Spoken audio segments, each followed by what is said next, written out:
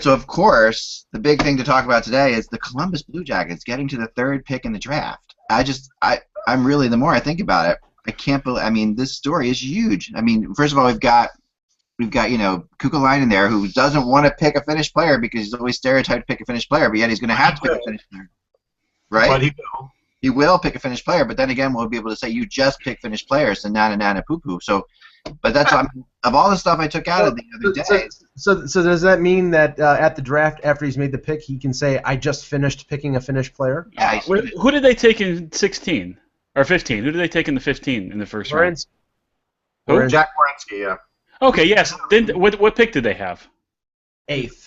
Okay, they could have took Ratinen. They passed on him. They could have, and I think part of it, I honestly do think that he will, if he has the option, not pick a Finnish player. Because And maybe they shouldn't have passed on him. So sick of people saying. He doesn't care what people think. He doesn't. He will take if Vesey Puljujärvi is there. He's taking Puljujärvi. He's not even thinking twice. Yeah, but I do think it does get to him sometimes about the whole Finnish thing. Oh, it might, but I talked to him about it's interesting. And not in a bad way, but just like. But that was the thing. I mean, when I watched the lottery, that's the one thing that stuck out to me was just the fact that Columbus moved up to the 3rd pick, and that Edmonton, of course, didn't get the 1st pick overall. Thank God. Sorry. That was my big tweet. Everybody was gonna have this one big amazing tweet, and I had this one set up. I'll be honest, and it basically was set that and I basically had it so that and Edmonton's not getting the 1st pick. That's basically how I had my tweet set up. Instead of it saying Edmonton's getting the 1st pick. And I had it waiting because I had a feeling they weren't going to get it, and then I put it out there. But, I know everybody was waiting for that 1st pick. I didn't go that way. Well, you guys got my text, right? So here's my thing. Like, I was sitting there, and I am, waiting around, and, I'm doing Panda the Dog, the Panda the Dog video of her picking which was hilarious. I don't know if you guys get a chance to watch it. It was really funny. I want to watch it. I didn't see it yet. And no, you'd like it, especially because you're a dog person. But we got 100 of these little dogs. Mike won't like it. These little balls. We took the time to write on 100 balls, like the actual teams, based on the odds, right? And took all those balls, put it into a bag, and threw it into the living room. Of all these balls, it's everywhere. And whichever ball the dog grabs, that'll be the team that wins. So she grabs one of the balls and just takes off. She grabs it, just takes off. And I'm like, whoa, we got to catch her. So we're running around. And I get to her finally because we did this in the basement. Okay, so she runs up the basement stairs. So I'm at the top of the stairs. I've got the door shut. The reason I had to do that is because the other dog. The problem with 2 dogs is you can't play with just one dog. Right. You got to block the other dog off and pretend like nothing fun is happening in the basement. So I have the same problem with Lay's potato chips. What? He means he can only have he eats a whole bag. I'm sorry, totally confused. Anyway, I got it. All right, so I get to the top of the stairs, and then I'm trying to. The balls are small, but I made sure that she played with these balls before to make sure that it wouldn't be something that she could swallow, because I didn't want them to be something she would swallow. So I get to the top of the stairs, and I'm trying to. You have to wait 12 hours for the pick, then. Right, I know. Right. So I get to the top of the stairs. I'm trying to open her mouth, and there's nothing in her mouth. So I'm like, oh, she must have dropped it on the way running up the stairs in the whole commotion. So now we've got just 100 balls again in the middle of the living room, or the middle of the basement over here. So so I throw her back in there. She grabs one again, and obviously the second we go, Panda, we should chase her, she just drops the ball again, thinking she's done something wrong. That's what was happening. So, but we see her drop the ball this time. So we grab the ball she's dropped, and it was Colorado Avalanche. But then just after I do this video, I get a text from 3 people that are reliable saying there is a crazy rumor going around that Edmonton's won this thing again, and I'm like, don't write it or go with it or anything, but it's just that there's something. It was one of those rumors that was happening within the internal hockey world, which is just like anything, which it doesn't take a lot to start that thing. There are people who were in the room, but this is the confusion that I have though. This time. In the past, they've done this thing in another room, right, where the general managers saw this thing happen, and then they came out and they already knew what had happened, but they had to keep quiet about it. This time, they were finding out exactly as we were. No. The picks were already made. No, this is if we want to start the show and we can include this on the podcast. Yes, let's do that. Okay, because I was confused. Mike was there, so we'll get our idea. Okay, here we go. Hello, Hockey World. Bell.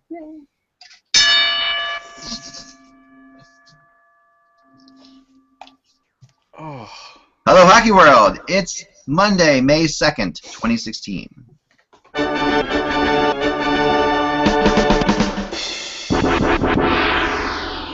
I'm Michael Agello. Very professional, Mike. Yeah.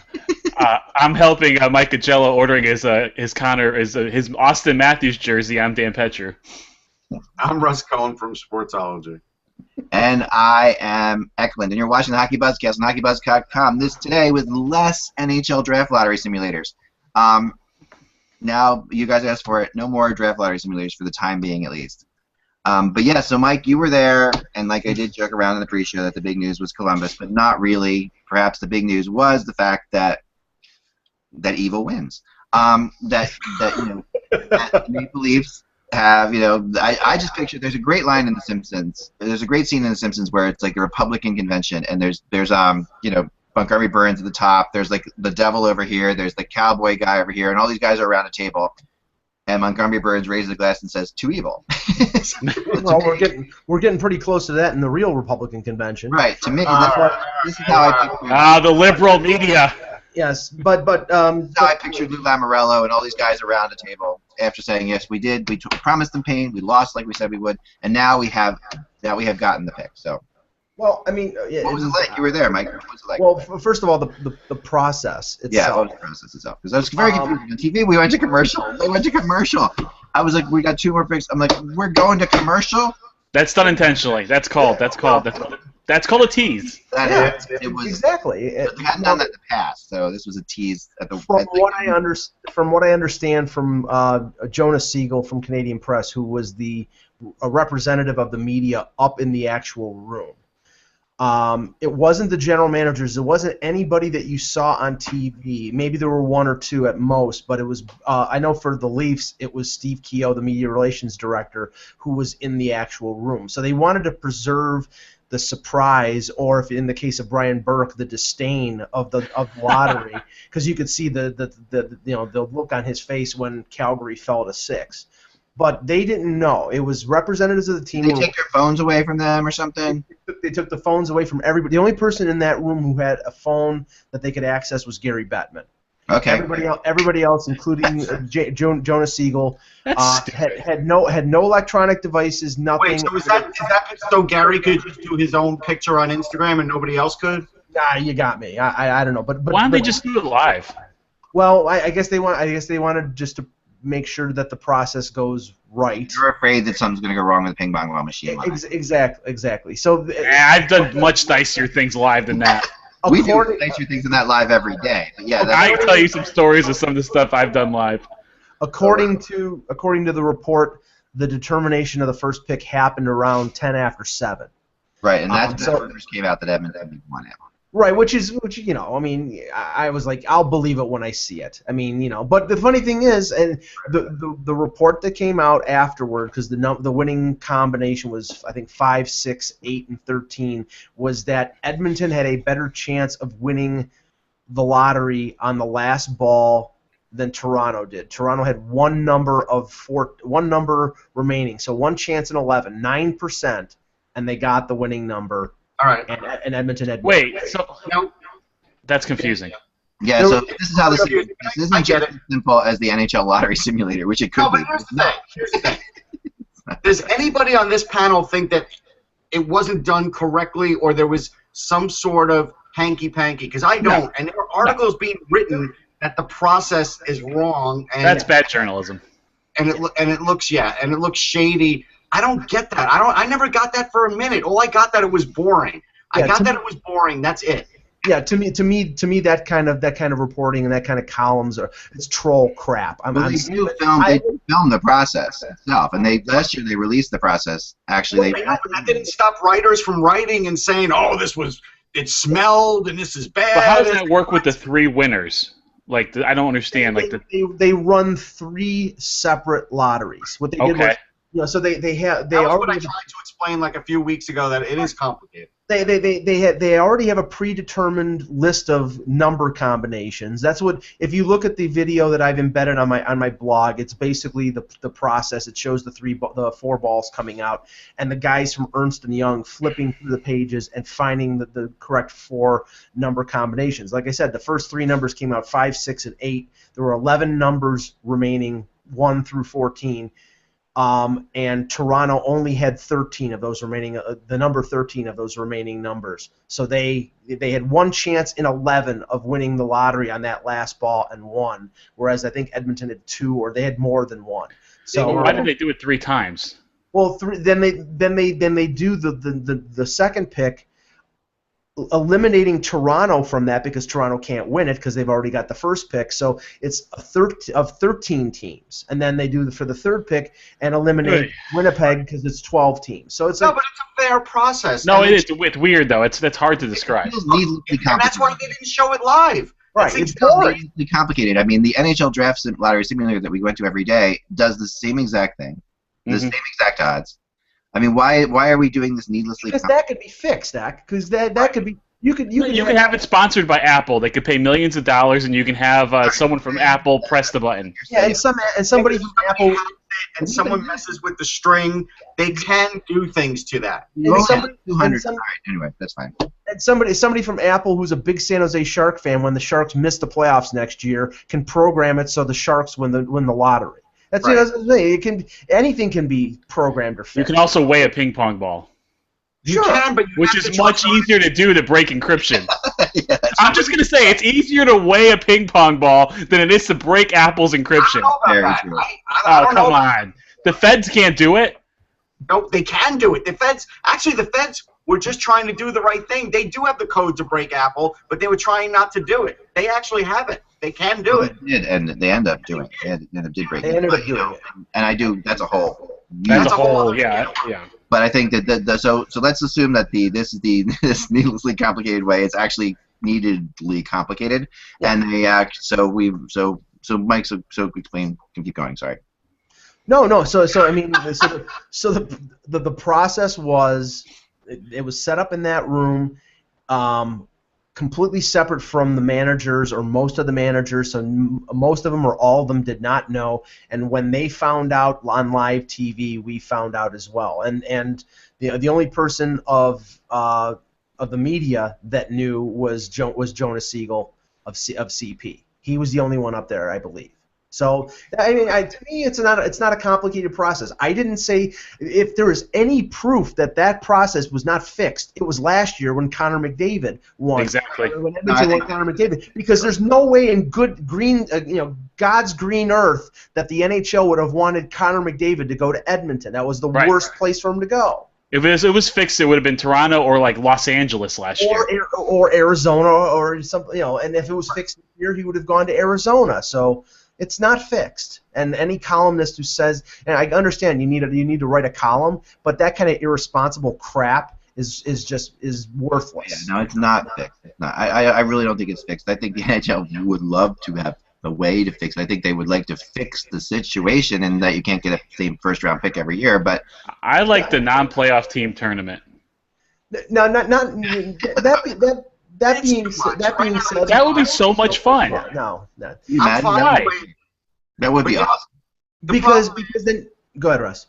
No, the problem is that every once in a while, every couple of years, when a team wins that a lot of people don't like, then they want to say the fix is in, like with the Knicks and Patrick Ewing. I mean, it's a bunch of nonsense. If you want to kill the trade deadline even more, have a non-playoff team competition for the number one pick, because nobody is trading their unrestricted free agents or making any deals at the deadline, because then they would have to win.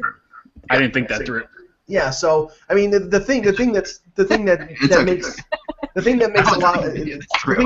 painfully apparent after Saturday there are a lot of Toronto haters out there. I mean, listening to Buffalo radio this morning. Oh, totally. You're the New York Yankees, except you haven't won anything. Right. As a person who has owned a hockey website for the last 12 years, I did not have to wait till Saturday to know this. Right. Same.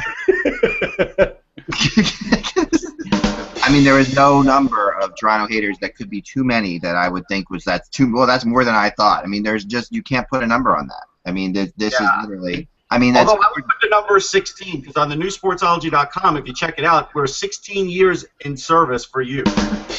There you go. You got me by 6 years, or 5. Anyway, so that was quick math in my head there. So here we go. All right, so Toronto. Now, this is a couple things I wanted to say about this. First of all, I really thought that there should have been a guy, or there should have been 3 girls who put a tiara and a thing across Shanahan when he won. I thought that would have, when the 2 of them were standing there alone, the winner would have been really nice to have someone come out, put a tiara on him, put like a. What about Steve Harvey? Right, but that would have been fantastic. But he would have said Winnipeg won it. Here he is, the winner of the top pick. You could it would have been fantastic. That bothered me, but and the commercial bothered me. That was done intentionally. That was done to piss you off. Yeah, no, that was just... Yeah, but thankfully, as soon as they came back from a commercial, they went right back to Daly and he flipped number 3. They didn't do the preamble, because honestly, I thought the most, and I like Darren Millard. He's a very good host of Sportsnet shows up in Canada, does Hockey Central, but the facts that he was putting in between the picks were like, nobody cares. Nobody cares that nobody who was the 12th pick. One of them was really erroneous. Last time I looked, Ottawa was a member. Was a town in Canada. It actually is the capital of Canada. But when Montreal came up, he said the first Canadian team. Right. So now they had time to fill, so that's why you got that. However, if they weren't going to a game, they would have done a recap. This would have went a lot longer. This would have went at least a full half hour, maybe an hour, and it would have been brutal. It would have been awful to watch. So actually, I like the way they did this. And you go very fast. From 12 to 5, they did go very fast, actually. They did. Yes. Yeah, they did. And can I say, because there's been some stuff out there. Austin Matthews. It was 3:30 in the morning in Finland. On a 10 to 15 second delay. It was 10. I counted. All right, okay. That was uncomfortable. I felt like an awkward turtle moment of the whole thing. Oh my God! There's nothing you can do about that. Yeah. No, and then you had Patrick Laine, who looked like he was lying in bed. All right. Well, let me ask you this, Mike. Not Mike. Sorry, Dan. Would you have just taped it ahead of time? Yes. To eliminate the delay. Absolutely. I would have taped it ahead of time. I would have sent it to the edit room, and I would have taken the delay out. We do that all the time. I know when I was working on the Olympics, and I used to work on Outside the Lines, and I had to cue Bob Lee coming out of sound. You always cue the anchor, right? So there's a 13-second delay. So I had to cue him 13 seconds before, and he had to talk 13 seconds before he actually had to, so it would look perfect. And boy, you want to talk about a trust factor. Yeah. It's not easy, and you cannot joke around on a delay either, because jokes get lost in space. I probably would have taped that ahead of time. I would have taken it to an edit room, and I would have taken that 10 seconds out after each question. And you're right. The perfect moment was when he said to Matthews, well, I guess you'll go to bed soon. And then we're like, waiting. And he goes, yeah. And it's like, we waited like 15 seconds for yeah. Yeah. It's like, I mean, honestly, you didn't really need the reaction. I mean, I understand why a network would want the reaction of the number 1 pick of where he's going to go. I mean, everybody remembers the image of McDavid with the sourpuss on his face after Edmonton won the pick. I mean, I understand that that's gold, but he was in the studio. You're talking about a video link up from Finland. I could tell there was a delay as they were asking the first question, because you could tell he couldn't hear him yet. As soon as he could start hearing him, he started nodding and stuff, and I was like, oh, that's a terrible delay. This is going to be awful television. It didn't need to be done live. I agree, Dan. Yeah. But And then there, so there was something made on CBC about his reaction to not getting drafted, not going to Arizona. Like there was, he did look like he was disappointed a little bit. He had a little bit of a, Not as bad as McDavid going to Edmonton when he was like this. No, I know. It looked like someone killed his cat or something. McDavid was live there, right? So that was. Yeah, I know. Yeah, you are going to the Gulag Archipelago. There you go. And it's like, there you go. No, but I mean this, so, I mean. To me, it was well done, I guess. I mean, it is kind of funny how crazy. So one question I have for you, Mike, being there, because you're in the press room, and I know how these things work. You're in a press room watching it on TV like everyone else, but you're in a press room near the event where you'll be able to talk to people afterwards. Yep. Bettman or Daly or whoever came out, right? So, but what was in a largely Toronto media press room? Mm-hmm. Were there any cheers? No. No. There was just like an exasperated sound when the Leafs came up, but no clapping, no cheering, nobody got up. It was very professional. They'll save that for Stamkos. No, a little surprised by that. A little. It was a room of professionals. I mean, Well, you were there, Mike. Yeah, exactly. I mean, other than nobody said like Tabernacle, like the Ottawa guy didn't do that. no. No, no, but no. I mean, where when it's because it's dead quiet in there. Obviously, everyone's watching. Yeah, it was dead quiet. Did Brian Burke throw anything? No, but honestly, the only response in the entire time. I mean, needless to say, when the first pick came up and it was Toronto, there was a reaction, but it was very subdued and very professional. The biggest reaction was the sourpuss on Brian Burke when Calgary went down to 6 and they showed Cheveldayoff sitting there with the Cheshire Cat grin and Burke with stone face.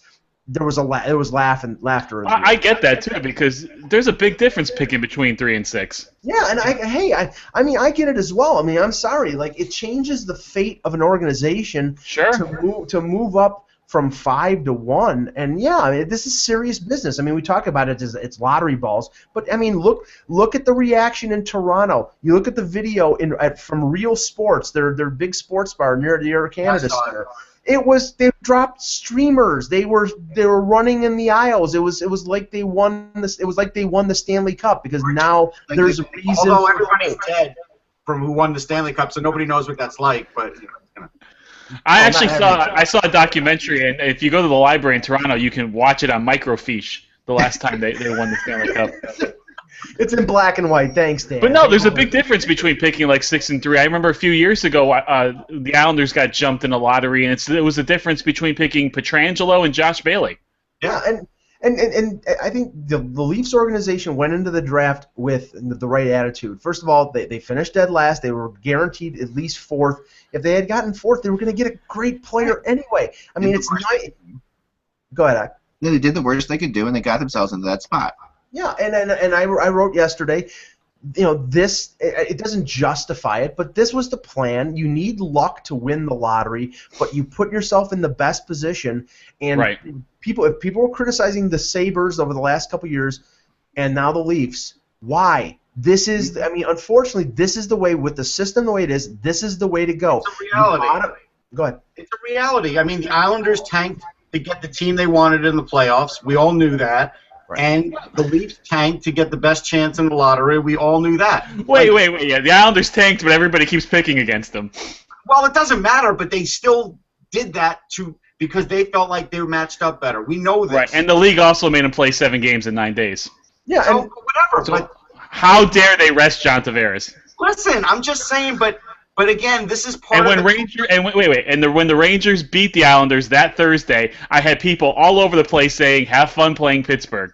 Yeah, they were cheering. They were cheering for losing to the Islanders. I understand. You're always going to have that, but there is now a reason to tank, and we're seeing it for the end of the season. We're seeing it in the draft, and if nothing gets easy to fix. The end of the season's easy to fix. Don't make teams play 22 games in 30 days. Yeah. Well, but NBC forces that. There's nothing we can do about that. The league can do something about it. I don't think they can. They can. They can play 2 more games in February. They can play 2 more games in January, and it'll be a lot better. Yeah. But NBC wants a certain amount of broadcasts at the end of the season. That's why they don't even start broadcasting until like after January on the main channel. Batman can work. Batman can work with that. No, yeah, I don't think that's an issue. I mean, well, just by the way, just before we get off the Maple Leafs altogether, which for at least the next 25 minutes, the Leafs have won their last Stanley Cup 49 years ago today. Yes, I know that. Well, and Kevin Allen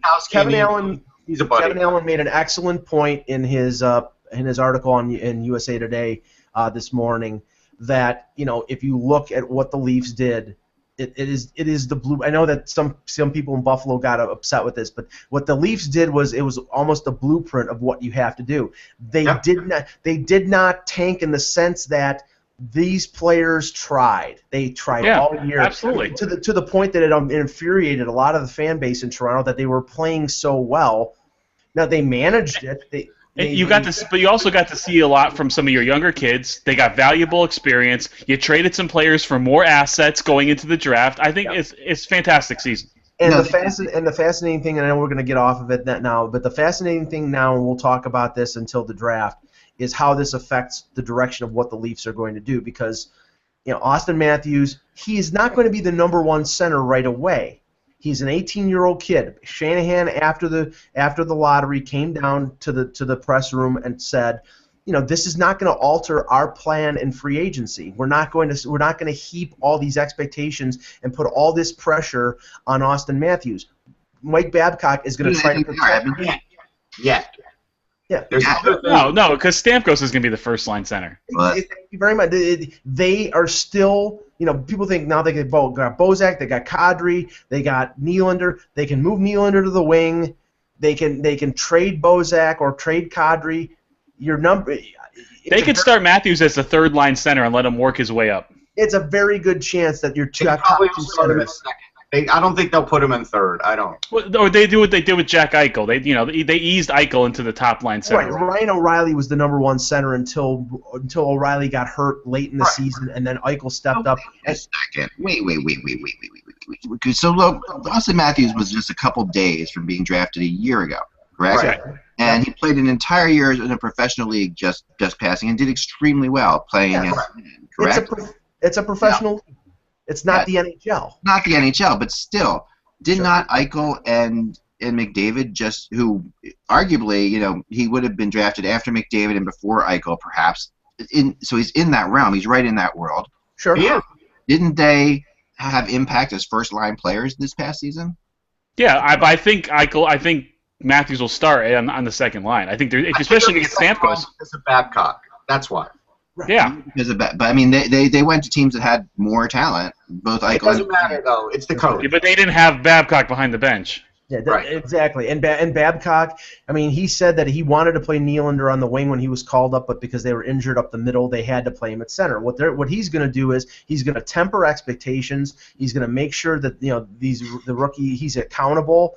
That was a legitimate facepalm, by the way. That wasn't just like I never even think about it. That legitimately, Matthews is going to play plenty, but he's going to have to prove he belongs. Right, exactly. If they come out again and temper expectations, I will. No. I'm not going again and say we need another season of pain. There's more horrible things ahead. No, what they're going to do is they're going to put all the pressure on Stamkos' back because he can handle it. They're not going to put it on the back of an 18-year-old. Exactly. They're going to protect him, That the one thing that the Leafs organization has stressed from day one is protecting their players, and they did it this year. Yeah. Yes. And remember, Jimmy Vesey's in the mix, and he's 22. Yeah. So, again, they may be inserting 3 new players. Unless his dad tells him not to sign there.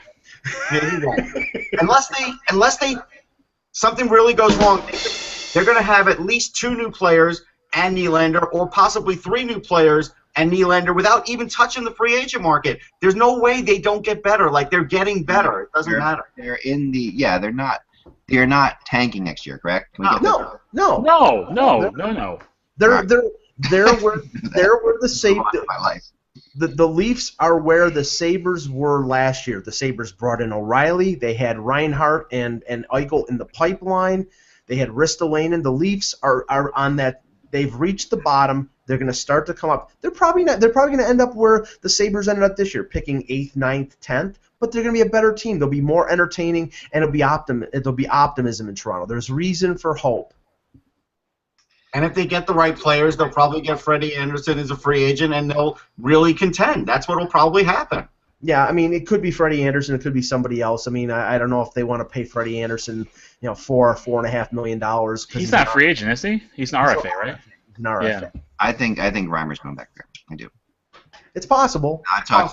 People I've talked to say that was the plan all along. He likes it there. They like him. He's going to go. I think he's going back there. But we'll see. I mean that. But okay, so how does this, like I was about to say, how does this affect Stamkos? This is obviously, okay, we sit there and talk about, we don't, and it's in Drouin. I mean, we've talked about it a lot on this whole thing. John Shannon came out today and said there's a very slight chance, in his opinion, that Austin Matthews gets selected for the 23 and under team for the World Cup. But there's a bigger chance now that Jonathan Drouin could. Okay. Could be on, which is an interesting shift, right? What does one have to do with the other? Like, and why would I be shocked? Take both of them. One's Canadian and one's American, so that's what. No, but you. But I'm just. You're not doing it based on the regular season. Like, what I would tell Shannon is, it's not based on what they did during the season. It's based on talent. And Drouin always had talent, so I'm not shocked that he would be there no matter what. No. Right. Well, if he hadn't, I mean, he's increased his value. I mean, there's no question about that. Yeah, but I mean, you still match him up against these other guys. He's better than most of the other guys, whether he showed it in stats or I not. think what he's saying is Austin Matthews and Durant are bubble guys for that team. You know, both of them are bubble guys, and the question is, you know, in his opinion now, if you had to choose one or the other, who would you choose? Would you choose Austin Matthews or Jonathan Durant?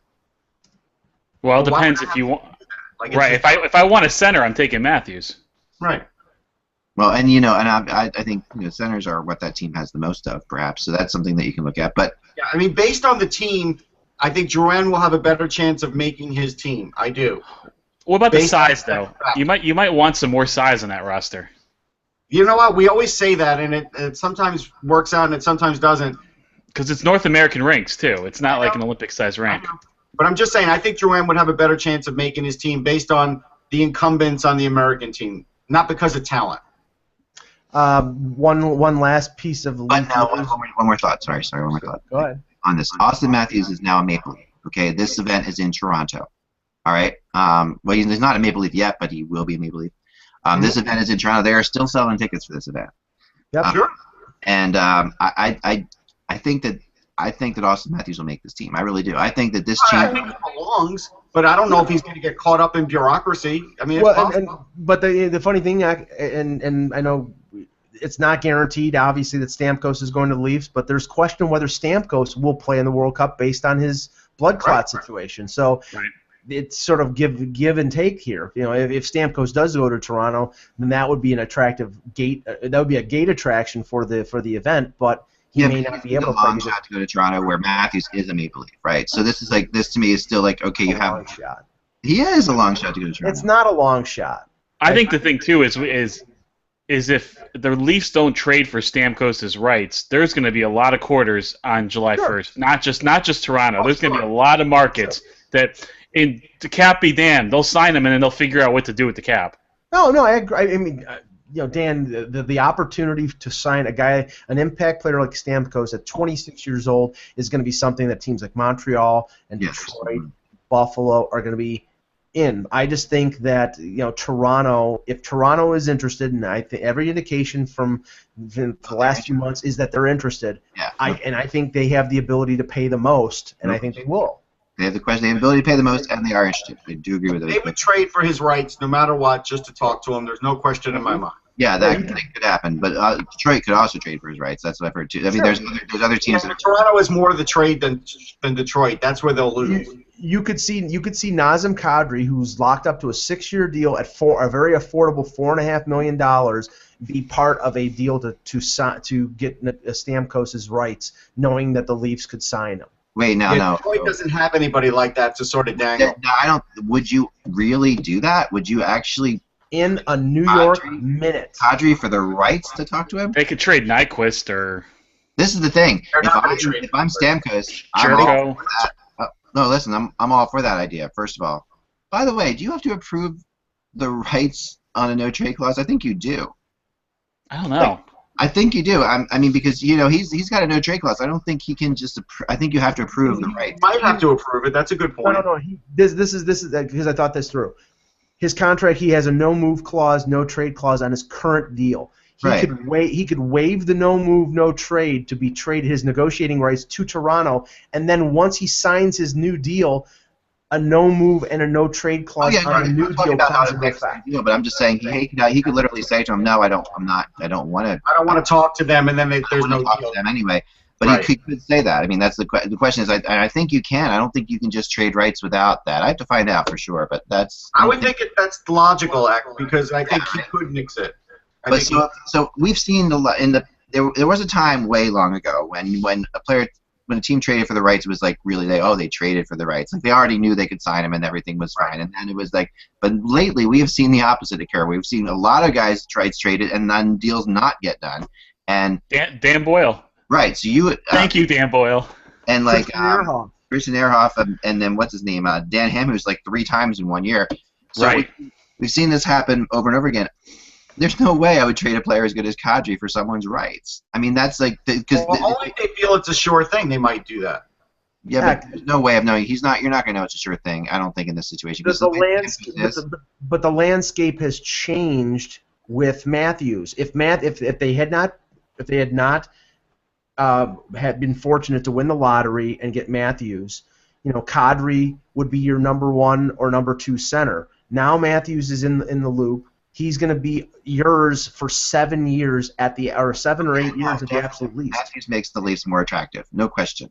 I mean, look, if it gets to the negotiating rights stage, there's no way Stamkos is going to re-sign with Tampa. They know that. So at that point, they're looking to recoup the most that they can recoup. If they could get Toronto to do that, they're going to do that, because I just think Toronto has the least amount to trade because they're already at bare bones for what their everyday lineup is. Toronto does have a lot of play here.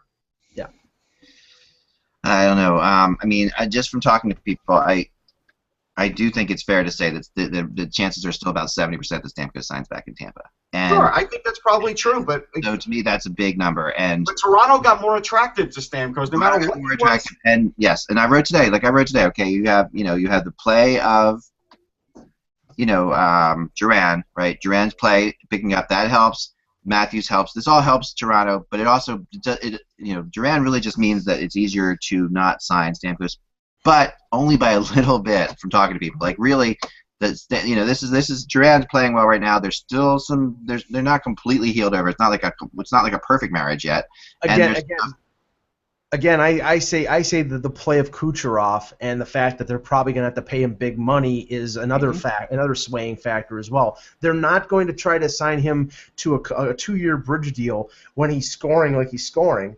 No, they're going to give him a 6-year deal, 7-year deal. Exactly. Yeah, but they'll also lose Kucherov if it means keeping Stamkos. They will. It's up to Stamkos. Basically. I mean, it's really up to Stamkos.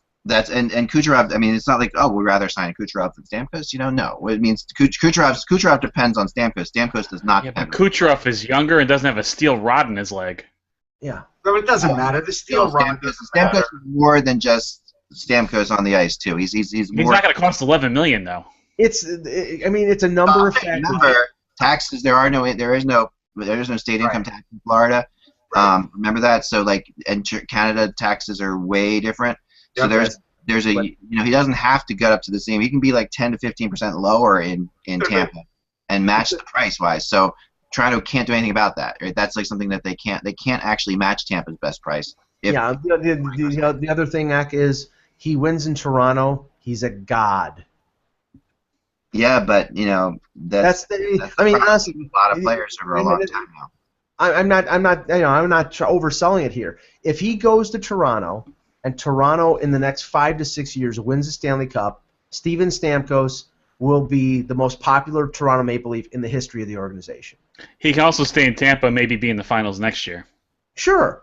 He could go to Montreal and sign with Montreal with Carey Price in goal and his good buddy PK Subban and have a chance at winning a cup too. I mean, I'm just saying he has options, and the thing is that in Tampa Bay, his option is to take less money, to take basically a hometown discount because there's no state tax in Florida, to stay in Tampa for a coach that he obviously has some problems with. That's fair. I do have breaking news if you want. Yes. Yeah, I was gonna mention it, but if it's the same breaking news that it probably is. The Rangers re-signed Antti Raanta, 2 years, 1 year, $1 million per. Yep. Okay. That wasn't the last Leaf news of the webcast. The Leafs have signed Nikita Zaitsev, the defenseman from the KHL, to a 1-year deal. He will be probably one of their top 2 pairings next year.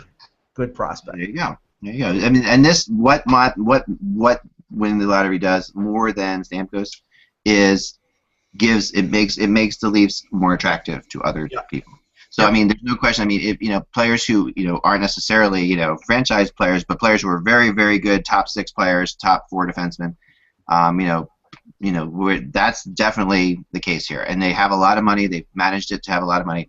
They're in great shape. I mean, this is a wonderful thing for them. It's a fantastic thing for them.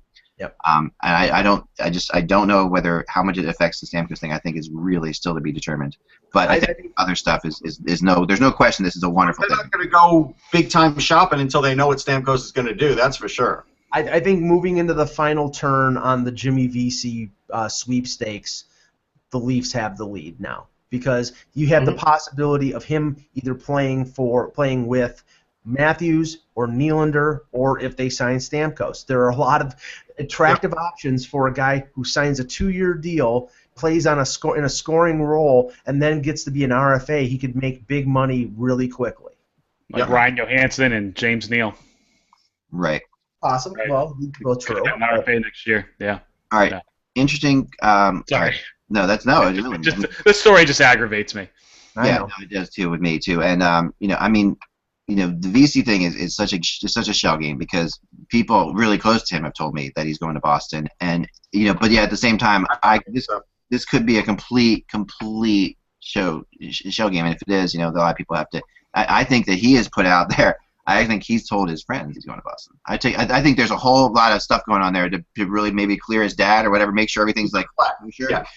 But I think that there's something, And there's if he doesn't go to Boston, then there definitely was a shell game in hand because there's and the whole solution to the shell game is like similar to the Stamkos thing we talked about.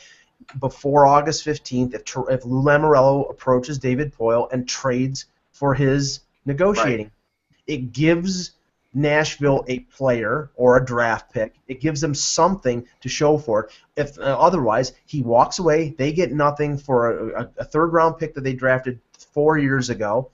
David Poile can't do that, so there's going to be something. A team that he's going to want to go to is going to trade for his rights. Yep. Interesting. Okay, here we go. All right, let's move on. Interesting, the Orpik suspension I wanted to talk about. Yes. I don't know if you saw Barry.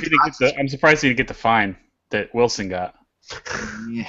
Oh my God! Yeah, Wilson's. Well, here's what really aggravates me. They were both bad plays. Can we agree on that? Yes. But one player wasn't hurt. I agree. But one player wasn't hurt, and one player was. Right. And that's what that just so aggravates me. The league is they're so reactive and they're not proactive. If I try and kill Mike, whether I'm successful or I'm not, I'm still going to jail. Right. I mean, I could argue that the Wilson one was worse. I really can because Wilson is skating off the ice, the other guy's skating onto the ice. The play is not even. I mean, the play was over with this, but it was still part of like the whole fall down of the play. Where this Wilson thing was like a totally like you don't expect a guy who's skating to the bench to do that to you. Like there was it was very much like Chimera's spear of Goss's spear after the play earlier this year too. And I could actually buy Orpik's case that he thought the puck was there. I can buy that. He still got the guy in the chat. That puck was gone for 4 seconds. Unless Brooks Orpik all of a sudden can't think fast anymore, that puck was gone. Well, he can't skate fast anymore, so I can try. Maybe he can't think fast anymore. I don't know. That was a predatory. But Wilson's play there was one thing Wilson had in mind there. That's it. He went out of his way.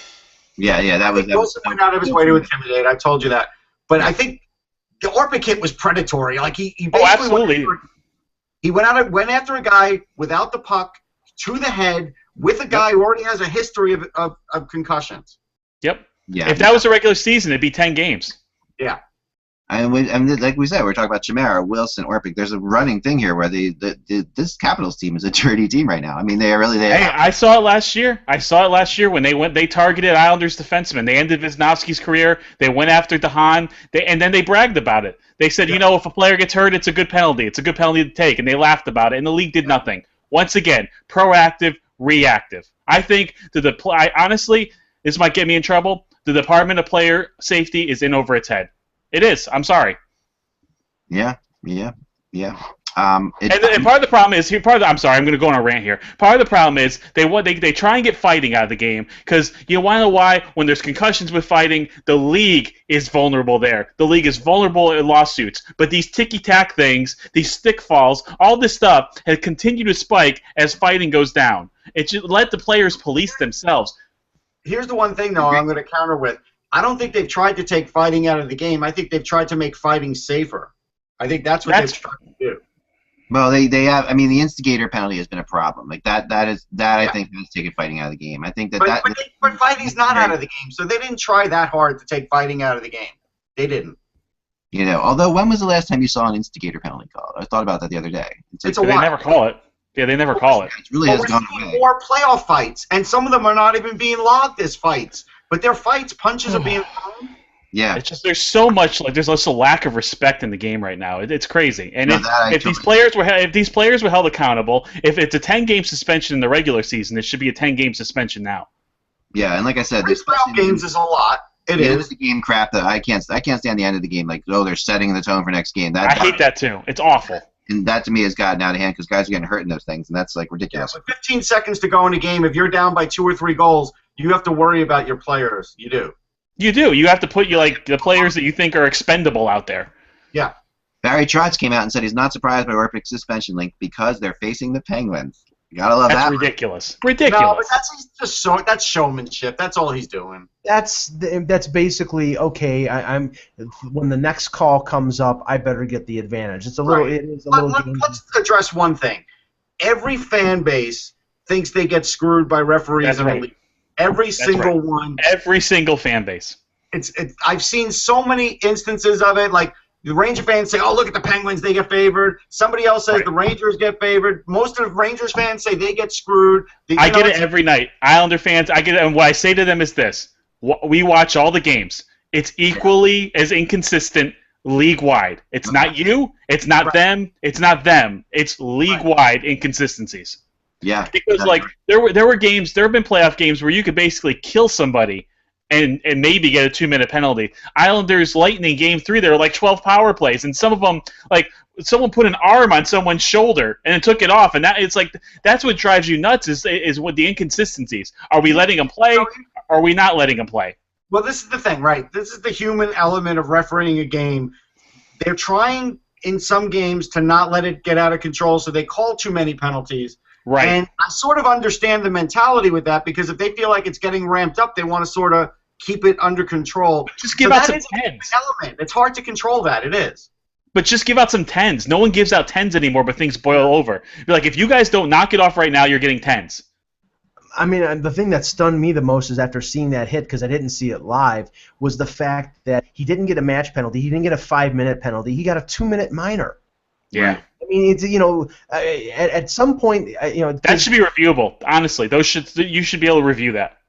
Yeah. Immediately, you mean like during the game, the Department of Player Safety should make a rule. No, the referee should be able to look at it again. They can walk over to the iPad. You can do it in college. They can look at it. They can determine whether or not a penalty should be 5 minutes or not. Right. While they're stretching a guy off the ice or helping the guy, they can walk over to their iPad and look at it. Right. The linesman can also say, guys, you should take a look at that. Right.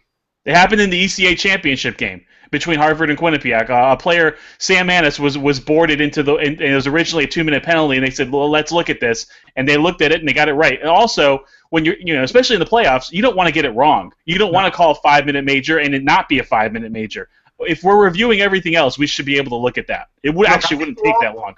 I think we're all going to be in agreement.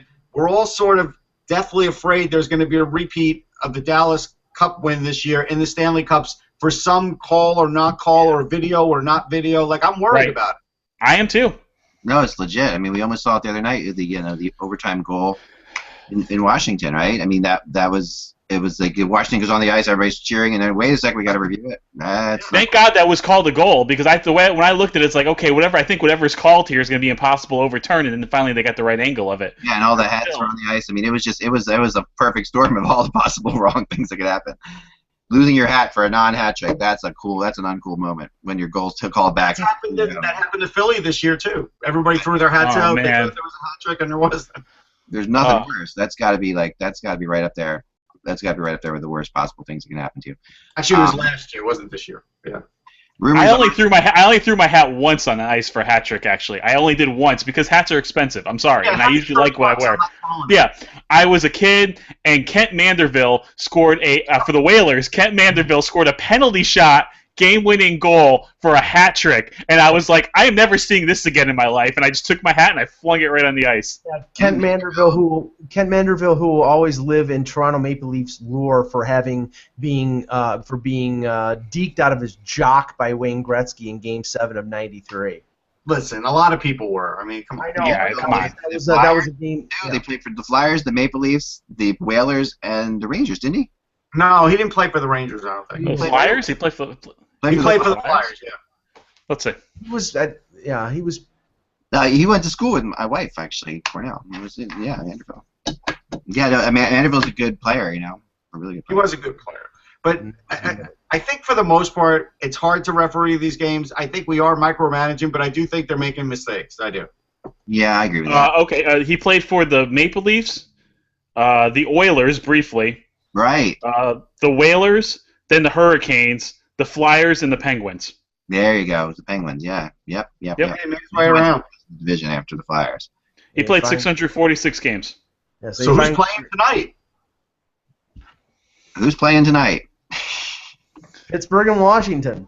I know. We go back to Pittsburgh now. What are we thinking so far of the series? This is an interesting. I mean, so far the Penguins seem to have a lot more offense, like we predicted. Then a lot more shots they're coming on. They're firing on goal. But what are your thoughts on this one? Where do you think the series is heading?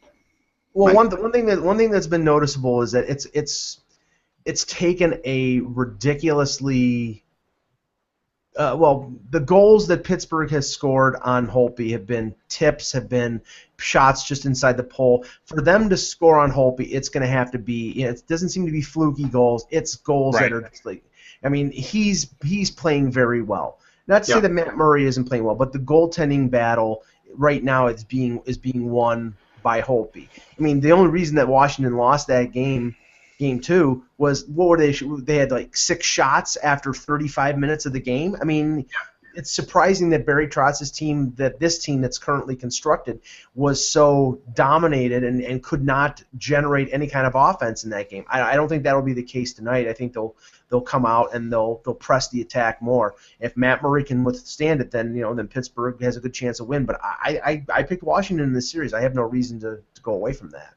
And I flipped the coin. I flipped the coin, which came up as Penguins in 7, and I guess I'll stay. No reason to not go against that. It's going to be a long series. Sure. Yeah. Well, there's some things going on though. Like Justin Schultz doesn't look like he's playing tonight.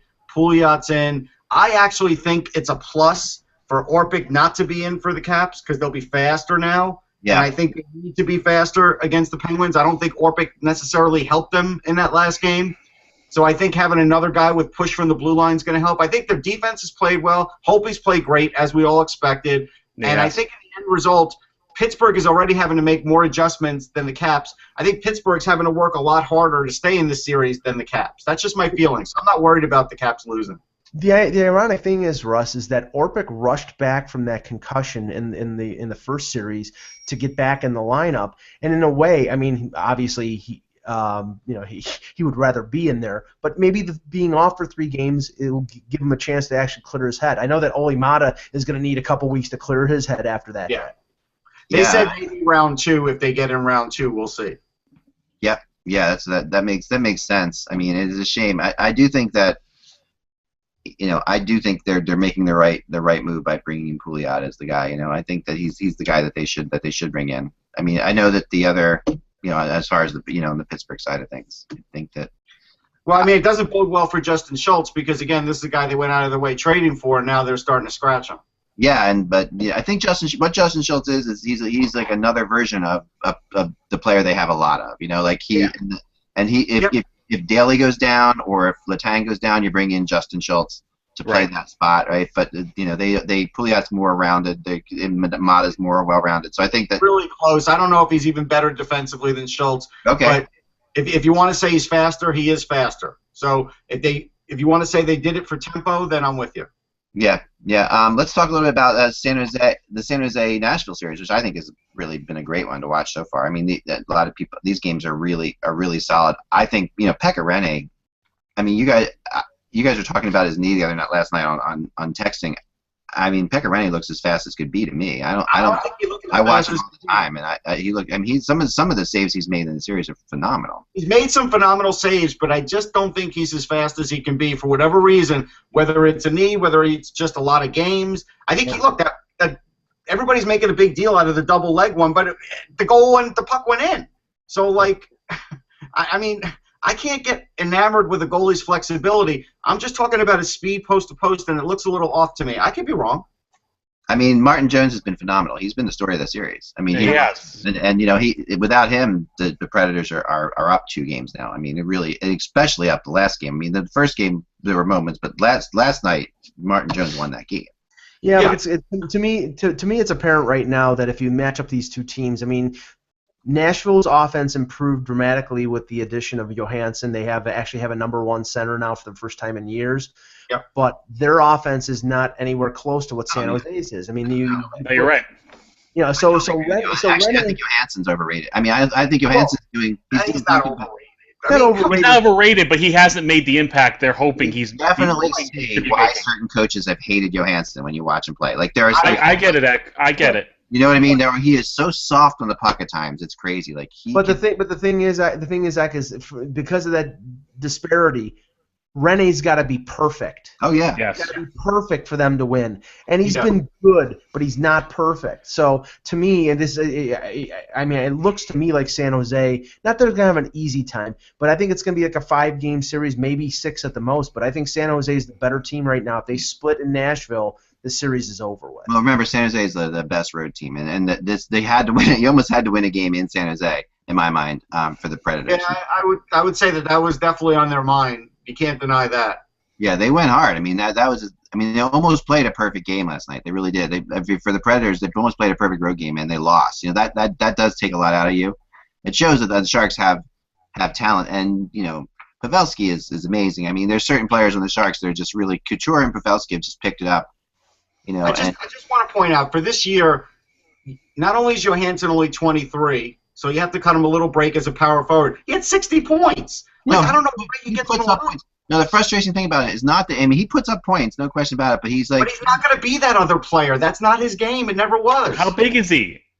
What's his, like 6? He's 6'4". If you're 6'4", you got to play like you're 6'4". Here's the difference. You can't be Greg Janney. All right, let's say he's Joe Thornton. And that's why Joe Thornton doesn't have a cup. Right, but let's say he's Joe Thornton for a second, which he kind of is, Yeah. But the difference is Joe Thornton comes out of the corner more with the puck than Ryan Johansson comes out of the corner, and that's what happens is when Ryan Johansson goes in. Joe Thornton's 37, Johansson's 23. Come on. Right. That's fair. Let's go back to 23-year-old Joe Thornton. Was he coming out of any corner with the puck? No. No, but I mean that's perfectly fair. But right now, what I'm saying is, you know, Ryan Johansson still has to develop into that. Right now he's not there. Will he develop into that? I just don't know. And I think the frustrating thing and why this guy has been traded. He's got everything else. So if that's what you're waiting on, that's not that bad to wait on. And that's the reason why Columbus traded him, because they weren't confident that he would become that player. But you know, and Dan, the thing is, there are players out there. You know, Dougie Hamilton is 6'6". He doesn't play like 6'6". No, and guess what? It drives me nuts. Well, yeah, it drives.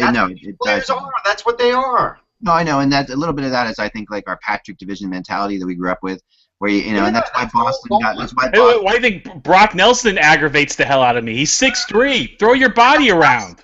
Again, look, I'm not asking him to be Matt Martin, but I'm asking him to go into the corner and fight for a puck. That's not, you know, that never goes into a slump. Or give a second effort on the puck. Like, that's the other thing. Thank you. You know, the second effort, like, you know, oh, the puck was stolen, I'm just giving up on it. Like, that's what you see with Ryan Johansson so much, and I can see why that would make coaches nuts. I can totally. Alan Quine and Shane Prince are fighting harder in the corners. If Johansson was a 27-year-old guy, I would be with you. He's not a 27-year-old guy. He's not had a lot of playoff experience. I got to give him a break there.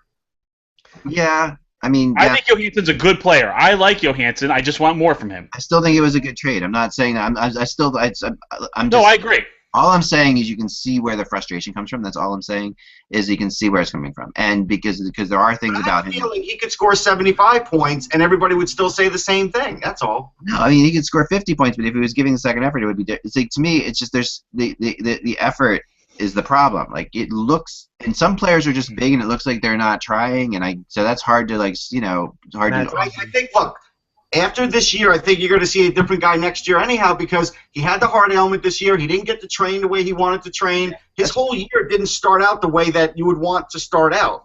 That's perfectly fair. That's fair. And I would do the trade again right now. I would too. I'm not saying I really, really like Seth Jones. So I'm just saying that there are things there that have to improve. And he's on a team. And he's on a team where he doesn't have to be a leader. The leadership group of that team is already established with Weber, with Fisher, with Neal. Right. He doesn't have to be a leader. He just has to score. Right. I think we need to talk about the St. Louis series, though. I do. Yeah, let's get into that. That's a good one. So far, I mean, the Stars are putting in a pretty darn good battle. I mean, way better battle than a lot of people thought. Oh yeah, way better battle. Yeah, and Elliott's looks shaky. I know they won yesterday, but he looks nervous. I'm not saying he's been bad. He when you watch him, if you're a Blues fan, you can't feel comfortable. Well, the thing I was impressed about the most was players like Radek Faksa. Some of the younger, less established Dallas forwards are really stepping it up. Janmark scored a goal yesterday. I like Janmark a lot. A lot of speed, a lot of skill. I was curious though. Russ is that Nikushkin he must be in the doghouse with Ruff, or he must be injured because he's not in there. And that big body guy, he's got speed for a big body guy. You're surprised that he's not in there, especially with Sagan out of the lineup. But my guess is he's in Lindy's doghouse. That's my guess. Yes. Yeah, and the thing is, it's like, I mean, you look at what happened yesterday. Lettinen gives up 3 goals in the first period. They have to bring in Niemi. It's going to be a Gerber Cam Ward situation for Dallas, in and out. You just got to stick with Niemi. I'm sorry, I've been on this bandwagon, but I know Niemi has. I think he's earned the next start. I will give you that. I think Niemi's earned the next start. But Lettinen was great in their win. He was. Right. Yeah. Oh, yeah. Exactly. Yeah. So I think this is. I mean, that's a great series, and I will. Of course, I don't want to talk about Tampa and the Islanders too before we get out. But I think the St. Louis series is. I think it's going 7, but I do think the Blues. Yesterday, I mean, I think there was definitely a little bit of a hangover in the first game from, like we talked about, from beating the Hawks. I think that they weren't there. Yesterday they showed, but they did show again, which they did against the Hawks, that they can't hold leads. So it's like that's a big issue. I mean, right now the most secure team in the West does look like the San Jose Sharks. I mean, they look like the most well-rounded team in the West. It's possible, but here's the one thing. I think the Blues won because of the power move by Tarasenko, and I think that move should show the entire St. Louis coaching staff that this guy needs to be on the ice more, because nobody could stop that move. And he got a penalty as a result. They got a power play in overtime, right? Yeah. Yep. And Lindy Ruff better have a discussion with Antoine Roussel. He took 3 minor penalties in the offensive zone and cost them the game. I mean, he's a professional disturber, one of the best professional disturbers in the league. It's a Jason Blake hat trick. But you have to be smart. You have to be smart about it. And you don't take those. You take those penalties when you're trying to prevent a goal. You don't take those penalties when you're trying to prevent somebody from counterattacking the other way, or interfering on something. It's just stupid penalties, and they cost. Or you just don't move your feet and you glide. Right, exactly. Reminds me of Benoit Pouliot. Remember the Rangers? He took too many of them. Oh yeah, he was great at that too. Offensive zone penalties. It just like killed momentum. All right, but the Islanders Tampa series. Islanders struck back again. I think there was a little bit of I do think the Islanders were a little bit tired in the first game. I really felt like that. But they still come out and they get the win. Tampa comes back. And, they respond because they are an experienced playoff team. I mean, this is a long series. This is their, and what is interesting about this, is Johnson's play has really picked up. It has. To back where it was again. And again, I think, puts him back into the equation for the USA team, this summer, which I always thought he should be on that team. But, as this thing plays out now, where are you thinking? What are you thinking, Dan? I thought it would be 1-1 after 2, and I think it's going to be 2-2 after 4. I think this is going to be a long series, and it's going to come down to a best of 3, and if I'm Tampa, I'm happy. I like where I'm going. If I'm the Islanders, I'm happy. I'm right where I want to be. Both teams are getting look like they're going to get a little bit healthier. It looks like Ryan Pulock will be back in Game 3 for the Islanders, and that's really going to help because he's really changed their power play. Their power play looked lost on Saturday, and I think getting him back is really going to help because it's going to give space to everyone else on the ice. I'll tell you 2 big things that help for Tampa. They put in Slater Cuckoo, and they got good defensive play and a little bit of offense out of him in his first ever playoff game. And I think he played well.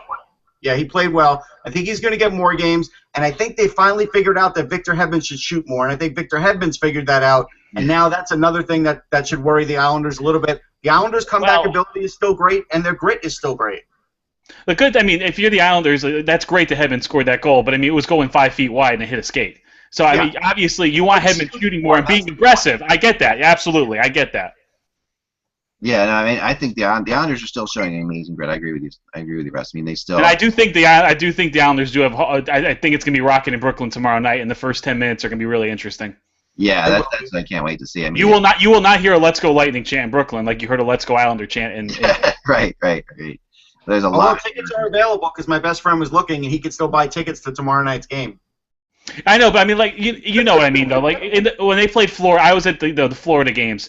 I counted maybe 4 Panthers jerseys each night. If they were playing the Penguins or the Capitals or the Rangers, you'd see a much bigger split. Let's realize how many New Yorkers are in the Tampa area. I mean, it's not. I mean, that just live there. I mean, we're not talking about people that are going down there. Some people, I'm sure, went down there to see games. But I mean, there are. Actually, I know someone down there because it was cheaper. I know a bunch of people that went down there because it was cheaper. Yeah, no, why not? You go on a vacation at the same time. You know, it's beautiful down there. So you get a seat for $90 tonight. That's pretty good. Half of Buffalo lives in Tampa, so there you go.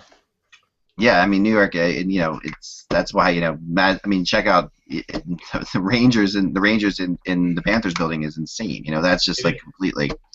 Yeah, so I think that's going to be a long series. I think what people are underestimating, and I thought about this long and hard. People are calling this Capitals Penguins series like the conference final. I think people are underestimating the Tampa and the Islanders. I think that's fair. I think that what happens, I think you're going to see a long series in that series too. Whoever gets there. It depends. It depends who comes out of that Pittsburgh-Washington series. If it's Pittsburgh, I give Tampa or the Islanders a good chance of beating them because I don't think a lot of Pittsburgh's defense. I think Murray's a great young goaltender and they've got firepower up front, but their defense still is a concern. If it's Washington, I think Washington's going to be favored over both teams. They're going to be, either team that comes out is going to be favored, but I mean, let's not blow things out. Blow things out of proportion. The Islanders were 1-2-1, I believe, against the Capitals. Every game was a one-goal game. Yeah, Every game was a one-goal game. One was shootout, and 2 were in overtime. So it's like they're right there. I actually think the Islanders match up better against the Capitals than they do the Penguins. I think the Islanders would want to play the Caps, not the Penguins. Let me ask you this. Right. I was asked this on another show, and I think it's an interesting thing because of the way the playoffs are now, the way it's slotted and everything else. I don't worry about where teams come in with a seed anymore because there's so much parity in this league. Like, to me, I just want to see good matchups every round, and I think what the NHL did was a good job here because last year we had Flyers, Rangers, we have Penguins, Capitals. It might be earlier than what people are hoping to see it, but that doesn't mean you're still not going to have something great when it comes to the Stanley Cup. I think people are sort of hung up on the seed numbers, and I don't care about those. Well, the argument of the people who don't like the playoff scenario right now, Russ, is that the best round is the first round, and the matchups as they get deeper. Now, the Pittsburgh-Washington is probably the most entertaining matchup you'll get, but they're saying that a potential Washington or Pittsburgh versus Tampa and the Islanders is not something that's aesthetically pleasing. I'll watch any hockey. Pleasing. Yeah, the thing is, though, we want a good game. We just want good games. I don't care what two teams. I don't care what the names of those teams are. I think there's a bias when it comes to that. And there's also the thing is too is if Tampa wins and Tampa makes the conference finals, they're back again. This is a team that was in the finals last year, so the story is there against whoever they play. And if the Islanders make it, you have the story of Brooklyn. You have a team that's been nowhere for so many years, playing against a rival, either Washington or Penguins. They hate those teams. I'll argue right now that the Islanders hate those two teams more than the Rangers. Yeah, that's very fun. Because the rivalry with the Rangers is there because of the fans and all that. But the Islanders genuinely hate the Capitals, especially after what happened last year and how they ran their mouths. And we all know the recent history between the Penguins and the Islanders. Right. Evgeny Malkin and Travis Hamonic do not like each other. Marc-Andre Fleury might want to stay on the bench if they play the Islanders because, Kyle Oposo and his history with them. So there's definitely storylines there. Plus, it's also the job of the people doing the television to make those stories and present those stories to everyone. Right, and people do underestimate the underdog factor. And it's like everyone wants to say, we want the best teams there all the time. There is something wonderful about not the best teams. And I know that... People are talking about the Islanders here, not just in Long Island, in Brooklyn, in the city. There is a real buzz right now, and it's a New York market. It's only going to grow. Except if your name is Mike Francesa. Well, here's the thing. Hockey fans know when someone's a fraud. You can't pretend to just like hockey now. And I think it's hilarious that Capuano was on DiPietro's show the day after. I think that tells you everything you need to know. Yep. Yeah, right. That's interesting. True. Listening to Francesa to talk about hockey is like going to McDonald's and ordering a salad. Mm-hmm. Oh man! All right, last question because we don't. I'm fired up today. I like it. The question of the day because we don't have I figured we'd do some kind of fun question at the end of the day since we don't have the draft lottery simulator anymore. My question of the day is this: Who does not get nominated for the Calder Trophy today? Panarin, McDavid, Eichel, or Gostisbehere? Eichel. Eichel? Yeah, I think Eichel's going to get screwed here. Yeah. It's no fault to him. He had a great season. It's just the other. We lost. Dan, you have to do the unplug and plug your USB thing in. I don't know. I've seen that before. Yeah, that's Oh man, yeah. So I mean, Eichel had a hell of a season, but you know, so Gostisbehere basically is the one who's kind of sneaking in, kind of because no one expects. Hey, you're a smart guy. Here's what you should create for next show. No pressure. A mock draft. You're a wonderful man as well, Russ. I want to say that I think you're a beautiful man and a fantastic person. But continue. I think. Thank you. I think you should create a mock draft lottery simulator. Mock draft lottery. All right, I can do that. I got a PhD wife. We can put that together. No problem. We got that. Let's do it. A mock draft lottery simulator. That'll go straight through the draft then. It'll come out. How about a draft lottery simulator that simulates who will get the first pick next year? Based No. It'll come up that Jake Bean is the first pick in the draft. Correct. Okay. All right. Yeah. Well, that's not gonna happen. All right. Remember, without the buzz, it is just hockey. We'll be back again tomorrow. Enjoy the game tonight. Tomorrow we've got 3 games tomorrow night, so that'll be fun to talk about at least, and then discuss Wednesday. Remember, without the buzz, it is just hockey. Later.